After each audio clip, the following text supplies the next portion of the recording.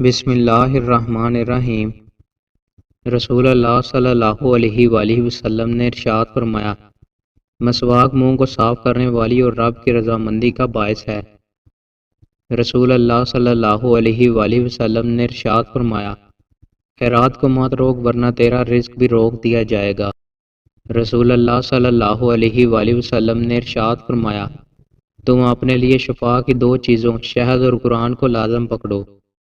رسول اللہ صلی اللہ علیہ وآلہ وسلم نے ارشاد فرمایا، جس شخص نے سورج کے مغرب کی طرف طلوع ہونے یعنی قیامت قائم ہونے سے پہلے توبہ کر لی تو اللہ اس کی توبہ قبول فرما لیتا ہے۔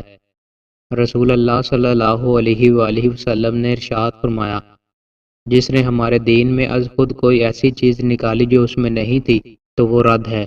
رسول اللہ صلی اللہ علیہ وآلہ وسلم نے ارشاد فرمایا، جہاں بھی رہو اللہ سے ڈرو، برائی کے بعد بھلائی کرو، جو برائی کو مٹا دے، اور لوگوں کے ساتھ حسن اخلاق سے پیش آؤ۔ رسول اللہ صلی اللہ علیہ وآلہ وسلم نے ارشاد فرمایا، میں نے جو بھی منظر دیکھا ہے قبر اس سے زیادہ گھبراہٹ والی ہے۔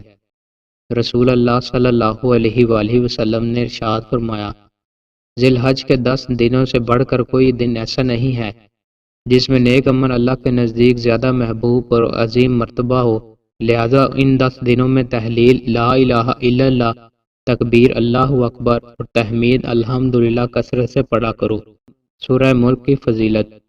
رسول اللہ صلی اللہ علیہ وآلہ وسلم نے ارشاد فرمایا، قرآن کی 30 آیتوں کی ایک سورت نے ایک آدمی کی شفاعت سفارش کی تو اسے بخش دیا گیا۔ یہ سورہ تبارک الذی بیدہ الملک ہے۔ دوستو، مزید اچھی ویڈیوز کے لیے ہمارے چینل کو سبسکرائب لازمی کریں۔ بہت شکریہ۔